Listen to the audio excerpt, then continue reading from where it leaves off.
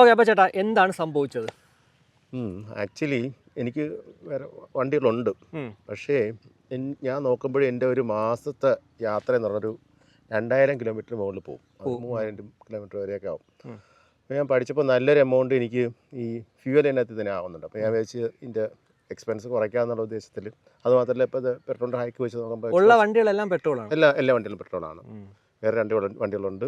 അപ്പോൾ രണ്ടും പെട്രോളാണ്. അപ്പോൾ ഞാൻ വിചാരിച്ചതിൻ്റെ ഒരു എക്സ്പെൻസ് കുറയ്ക്കാമെന്ന് വിചാരിച്ചിട്ട് ഇപ്പോൾ പഠിച്ചപ്പോഴത്തെ ഇലക്ട്രിക് വണ്ടി ലാഭകരമാണ്. അങ്ങനെ ഞാൻ കുറച്ച് പഠിച്ചു. ഓക്കെ, ജനുവരി മാസം മൊത്തവും പഠിച്ചു. ജനുവരി മാസം മൊത്തം പഠിച്ചതിന് ശേഷം ഞാൻ മനസ്സിലായി ടാറ്റയുടെ വണ്ടികൾ കുഴപ്പമില്ല, നമുക്ക് റീസണബിൾ റേറ്റാണ്.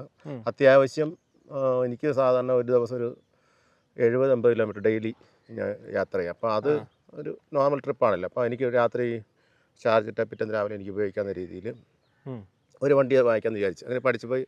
ടാറ്റ പഞ്ച് കൊള്ളാം. പഞ്ച് EV, അതെ, പഞ്ച് EV തന്നെയാണ് കൊള്ളാം. അങ്ങനെ ഞാൻ വെറുതെ ഇതിനകത്ത് കുറേ ഇത് വരുമല്ലോ, അതിനകത്ത് ഫില്ല് ചെയ്ത് അയച്ചു. ടാറ്റ പഞ്ച് ആഡ് ഉണ്ട്. ഓക്കെ, അപ്പോൾ അത് ഫില്ല് ചെയ്ത് അയച്ചപ്പോൾ 2-3 ഡീലേഴ്സ് എന്നെ കോൺടാക്ട് ചെയ്തു. അതിൽ ഒന്നായിരുന്നു ട്രിവാൻഡ്രം മോട്ടോഴ്സ്, മറ്റൊന്നാണ് ഇവിടെ കോരാണിക്ക് അടുത്തുള്ള ലെക്സൺ മോട്ടോഴ്സ്. അങ്ങനെ ഇവരൊക്കെ എന്നെ കോൺടാക്ട് ചെയ്തില്ല. യഥാർത്ഥത്തിൽ ലെക്സൺ അവരെന്നെ കോൺടാക്ട് ചെയ്തില്ല, ട്രിവാൻഡ്രം മോട്ടോഴ്സാണ് എന്നെ കോൺടാക്ട് ചെയ്തത്. അവർ ഞാൻ പറഞ്ഞു എനിക്കിങ്ങനെ ഒരു വാഗണറാണുള്ളത്, അത് എക്സ്ചേഞ്ച് ചെയ്തിട്ട് എനിക്കിപ്പോൾ വേറൊരു വണ്ടി എടുക്കണം, അത് ടാറ്റ പഞ്ച് തന്നെ എടുക്കണം, EV തന്നെ വേണം. ഓക്കെ, അവർ വന്ന് എന്നോട് സംസാരിച്ചു. അപ്പോൾ അവർ 2 എക്സിക്യൂട്ടീവ് എന്നെ വിളിച്ചിരുന്നു.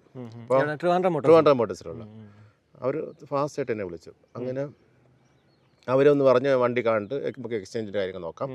ഓക്കെ, അങ്ങനെ അവിടെ നിന്ന് ആൾ വന്നു, വണ്ടി നോക്കി. അവർ 4.5 ലക്ഷം രൂപ എൻ്റെ വണ്ടിക്ക് വില പറഞ്ഞു. ഓക്കെ, അത് ഏത് മോഡൽ വണ്ടിയായിരുന്നു? അത് ഞാൻ ഇപ്പോൾ എടുത്ത് 5 വർഷമല്ല. അപ്പോൾ 2021 മോഡൽ, 25 വർഷം. അതിൻ്റെ ലോണൊക്കെ തീർന്നു.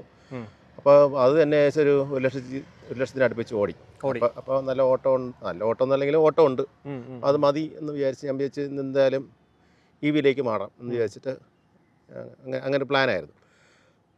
ഇവർ വന്ന് പറഞ്ഞു 4.5 ലക്ഷം രൂപ വരെ. ഓക്കെ, അപ്പോൾ എന്നെ ഒരു ദിവസം വിളിച്ച് ഇവർ യാർഡിൽ കൊണ്ടുപോയി വണ്ടിയെ കാണിച്ചു, നല്ല വണ്ടി. അപ്പോൾ അത് കണ്ടപ്പോൾ എനിക്ക് കുറച്ച് ഇമ്പ്രസ്ഡായി. അപ്പം ഞാൻ ട്രിവാൻഡ്രം മോട്ടോഴ്സ്. അത് കഴിഞ്ഞിട്ട് കുറച്ച് ദിവസം കുറച്ച് ദിവസമല്ല, അതിൻ്റെ പിറ്റേന്നോ കൊണ്ട് ഞങ്ങൾ പോകുമ്പോൾ ഞങ്ങൾ വീടിൻ്റെ അടുത്തുള്ള, അതായത് കോരാണി അടുത്തല്ല, ഞാൻ അവിടെ ആറ്റിങ്ങിലാണ് താമസിക്കുന്നുണ്ട്. കോരാണിയിലുള്ള ഈ ലെക്സൺ മോട്ടോഴ്സ് അതുവഴി പോകുമ്പോൾ കണ്ടപ്പോൾ ഞാൻ പെട്ടെന്ന് ഇത് കൊള്ളാമല്ലോ എന്ന് വിചാരിച്ചിട്ട്, പിന്നെ അടുത്താണല്ലോ എന്ന് വിചാരിച്ചിട്ട് വെറുതെ കയറി ചെന്നു. വണ്ടി പാർക്ക് ചെയ്ത് അവിടെ ചെന്നപ്പോൾ കുറച്ച് അവിടെ ഇരിപ്പുണ്ട്. അവിടെ എനിക്ക് തോന്നുന്നു അവിടെ ചെന്ന് ആൾക്കാരൊക്കെ എക്സിക്യൂട്ടീവ് വരും. പക്ഷേ നിങ്ങൾ എന്തിനും വന്നെന്ന് പോലും ചോദിക്കാൻ അവിടെ ഉത്തരവാദിത്തപ്പെട്ട ആളില്ല, റിസപ്ഷനിൽ ഒറ്റ ആളില്ല.